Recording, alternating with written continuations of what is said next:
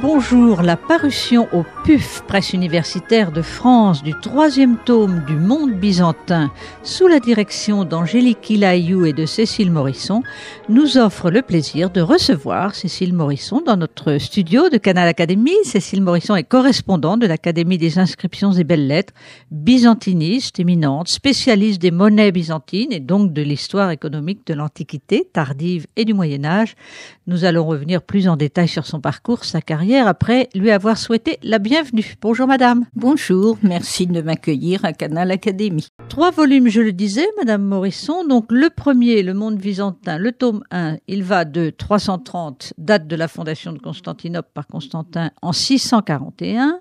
Que se passe-t-il en 641 ? 641 est une date que j'ai adoptée par commodité. C'est la mort de l'empereur Héraclius qui était arrivé sur le trône de Constantinople en 610 et qui s'était trouvé avoir face aussitôt à l'attaque de l'Empire perse. Les Perses ont failli prendre Constantinople avec l'aide des Avars, qui était un peuple qui était arrivé sur la rive ouest de la mer Noire, mais les Perses n'ont pas réussi à traverser le Bosphore et à faire leur jonction avec les Avars, et la procession qui a conduit l'icône de la Vierge d'Éguétria sur les remparts a, paraît-il, contribué beaucoup à délivrer Constantinople du siège. Donc Héraclius a en effet, par une campagne très astucieuse qui a consisté à contourner les Perses qui occupaient toute l'Asie mineure et avaient même conquis l'Égypte byzantine,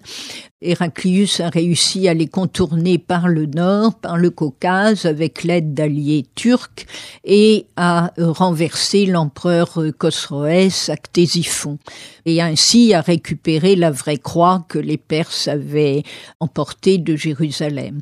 Mais ce répit qu'il a procuré à l'Empire n'a pas duré longtemps, puisque en 636, les troupes byzantines ont été vaincues par les Arabes en Palestine à la bataille du Yarmouk.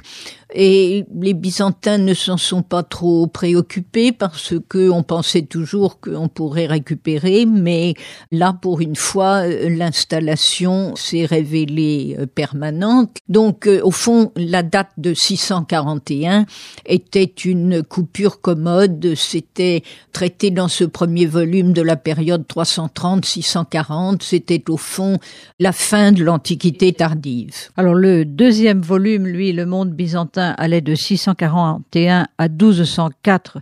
1204, c'est le sac de Constantinople par les croisés, de la 4e croisade. On va peut-être pas détailler tout cela.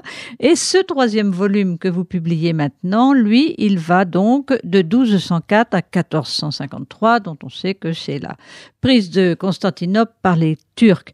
Donc ce 3e volume couvre le 13e, le 14e et le 15e siècle. Combien de collaborateurs ont travaillé avec vous sous votre direction ?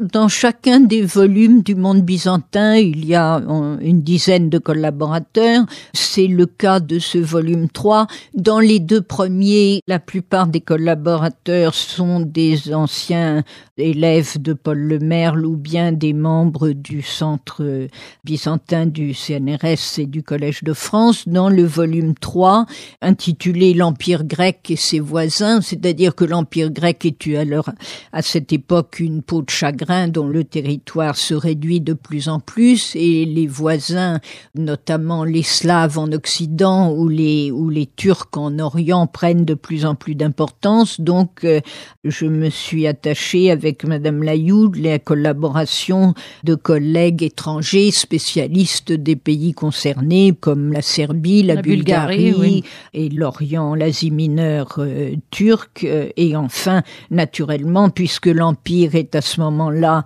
occupé en partie par les Occidentaux qui, après la 4e croisade, se sont partagés l'Empire et y ont gardé des établissements, des comptoirs que l'on peut appeler colonies, entre guillemets. Ce volet du sujet a été traité par Michel Ballard, professeur à l'Université de Paris IV et auteur dans la même série d'un volume sur les Latins en Orient. Alors, Madame Morisson, on dit généralement que ces 3 derniers siècles, et vous venez de le dire, sont ceux de la décadence d'un État grec qui donc a été dépecé par les croisés d'abord, puis après a été pris en tenaille par les Turcs d'un côté et les Slaves de l'autre. C'est l'époque de l'impossible union entre les églises, c'est l'échec des conciles, notamment celui de Florence en 1439. C'est aussi celui, évidemment, du déclin de l'économie, de la peste de 1340. Et pourtant, dans votre livre, vous soulignez que c'est aussi, et paradoxalement, une période beaucoup plus complexe et finalement assez riche. Alors, sur quel plan ? Alors, permettez-moi d'abord de revenir sur l'idée que Byzance est un carrefour. Je reviendrai au paradoxe après. À mon avis, Byzance est évidemment au carrefour géographique de l'Europe et de l'Asie, ça tombe sous le sens, mais elle est aussi au carrefour chronologique entre l'Antiquité et le Moyen-Âge. Au fond, c'est une persistance de l'Antiquité. Nos catégories Antiquité-Moyen-Âge qui s'appliquent plus ou moins bien à l'Occident sont plaquées sur Byzance, mais peut-être que l'Antiquité dure plus longtemps à Byzance. Enfin, elle garde les formes antiques, n'est-ce pas ? Il s'appelle empereur des Romains. Jusqu'à la chute de l'Empire, vous avez l'inscription Basileis Romaion sur les monnaies jusqu'à la fin, et les habitants se qualifient de Romains. Et elle est aussi un carrefour idéologique, puisque elle est dans la tradition occidentale, elle est au contact des civilisations orientales, et justement, dans cette dernière période où vous soulignez ce paradoxe entre un État qui se délite, enfin en tout cas qui s'appauvrit, même s'il garde une fiscalité et plus de pouvoir sur ces sujets qu'on ne le dit habituellement, mais en même temps, il y a cette floraison artistique à laquelle vous faites allusion et que les touristes qui se rendent en Serbie ou à Constantinople peuvent voir. À Constantinople, je citerai le monument bien connu que cette église décorée de mosaïques et de fresques remarquables du XIIIe siècle, la Karyé-Jami, monastère de Kora, qui fut restauré par un premier ministre d'Andronique II, le lettré Théodore Metochite, et en Serbie, naturellement, toutes les églises royales décorées de fresques par des artistes souvent byzantins venus de Thessalonique ou d'ailleurs. Il y a aussi une grande floraison intellectuelle, puisque après 1204, on doit le dire malheureusement, les 2 incendies et le sac auquel a été soumis Constantinople ont fait disparaître beaucoup de manuscrits. Ce choc a été très grand pour les Byzantins à beaucoup de points de vue, mais il a déclenché un effort de récupération, de recherche de ce qui pouvait être sauvé. Et au XIIIe et au XIVe siècle, on assiste à une floraison d'éditions, on peut bien dire d'éditions, nous ne sommes pas à l'époque de l'imprimerie encore, mais une grande activité de copie et de copies intelligentes qui comparent différents manuscrits pour arriver à la meilleure lecture et transmission du texte. On a des éditions dues à des érudits comme Maxime Planude qui font encore autorité pour le recueil de poèmes qu'on appelle l'anthologie grecque, qu'on appelle quelquefois aussi l'anthologie planudéenne quand on fait allusion à cette version, ou bien par exemple l'arithmétique de Diophante qui intéressait encore un mathématicien comme Fermat au XVIIe siècle, et Euclide, les 9 pièces alphabétiques d'Euripide.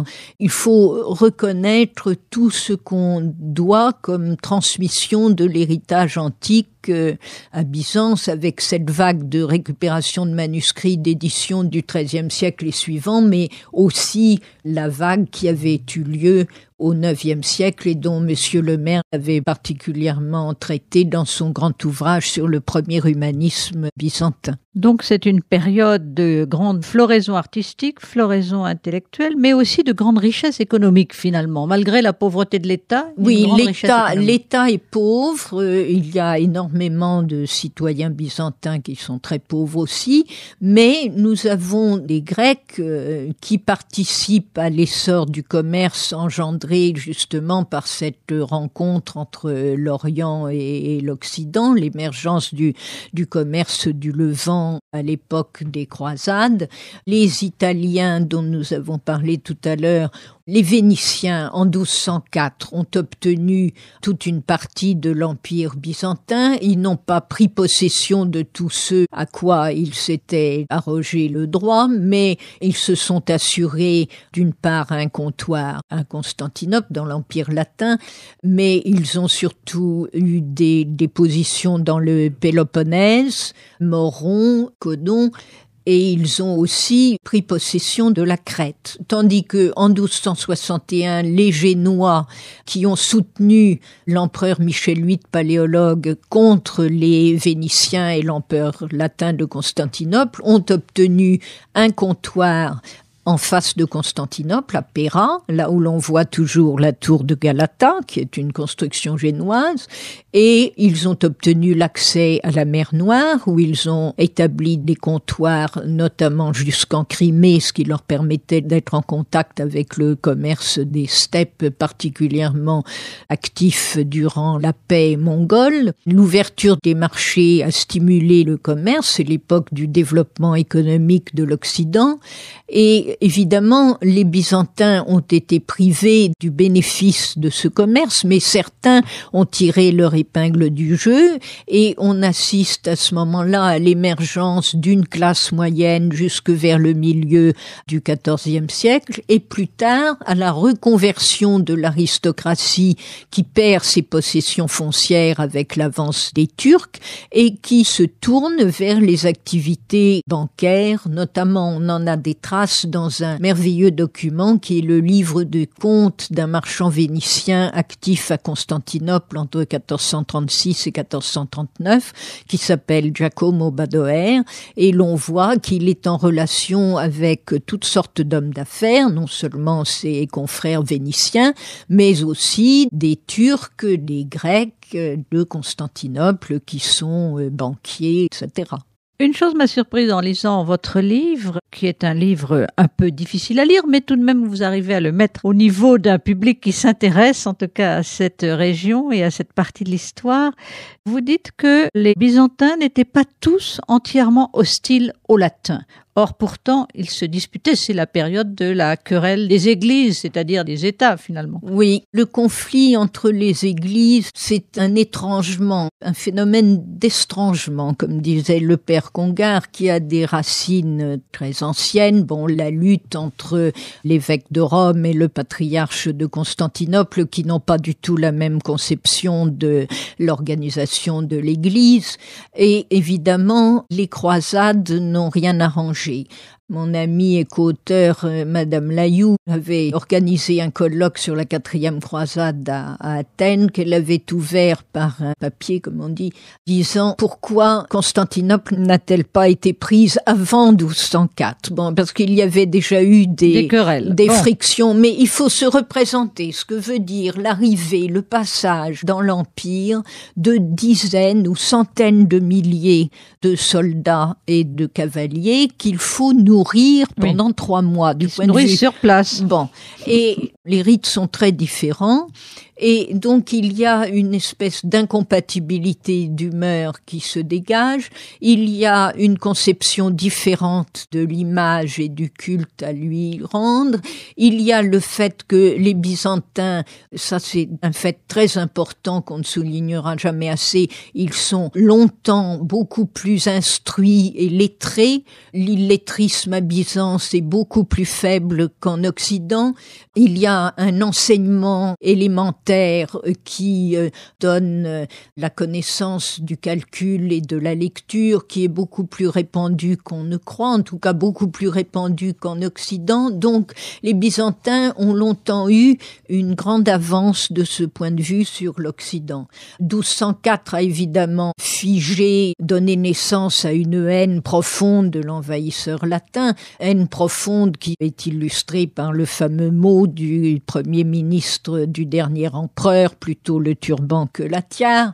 Bon, mais ça n'est pas effectivement, toute l'opinion n'est pas de ce côté-là, parce que le temps calme un peu les choses, mais surtout, après 1204, il y a des contacts de plus en plus étroits entre les intellectuels, il y a un mouvement de traduction réciproque.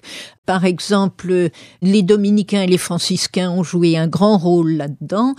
Rappelons que le Péloponnèse a été longtemps aux mains des Villehardouins et de dynasties occidentales, et l'archevêque latin de Corinthe, Guillaume de Mourbec, qui était un flamand, a traduit Aristote et d'autres ouvrages en latin, tandis que de l'autre côté, Planude, dont je parlais tout à l'heure, a traduit Saint-Augustin, et plus tard Démétrios Kidonès, qui a longtemps été aussi le bras droit de l'empereur, a traduit saint Thomas. Donc il y a tout un échange entre les intellectuels qui fait que certains sont plus favorables à l'union, certains sont même passés du côté du catholicisme, et au moment du concile de Florence, il y a eu des échanges vraiment approfondis et bénéfiques aux deux côtés, et où on voit les experts latins du concile de Florence se chercher avidement les manuscrits des anciens conciles, des pères de l'Église, donc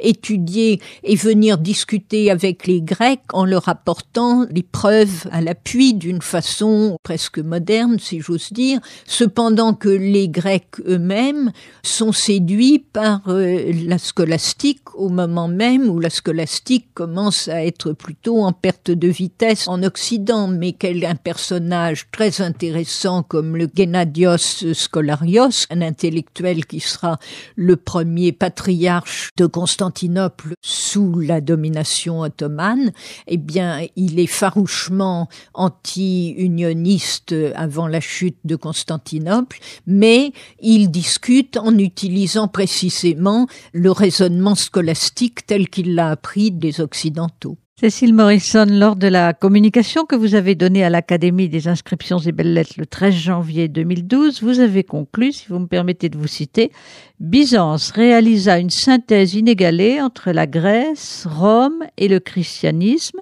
synthèse qui fait partie de l'histoire européenne ».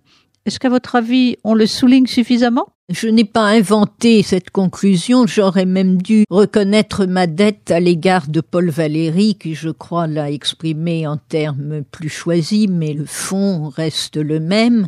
Byzance a laissé moins de monuments sans doute que l'Égypte, il n'y a que Sainte-Sophie qui puisse sans doute se comparer aux pyramides, et je ne comprends pas toujours bien pourquoi elle séduit moins les esprits français ou l'homme cultivé comme elle le faisait autrefois.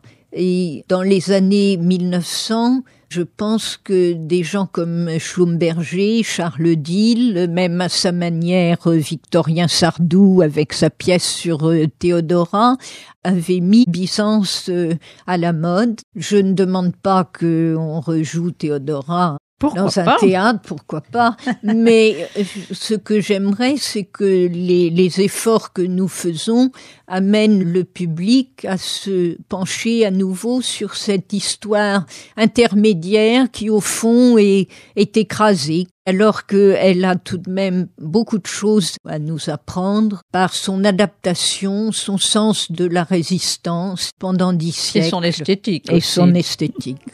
Merci Cécile Morrison de nous avoir justement fait aimer cette Byzance, parce que vous en parlez si bien. Donc votre ouvrage, Le monde byzantin, le tome 3 en tout cas, qui vient de paraître en ce début d'année 2012, L'Empire grec et ses voisins, 13e, 15e siècle, c'est paru chez Nouvelle Clio aux éditions PUF. Merci et à bientôt peut-être pour une autre évocation de Byzance. Merci beaucoup.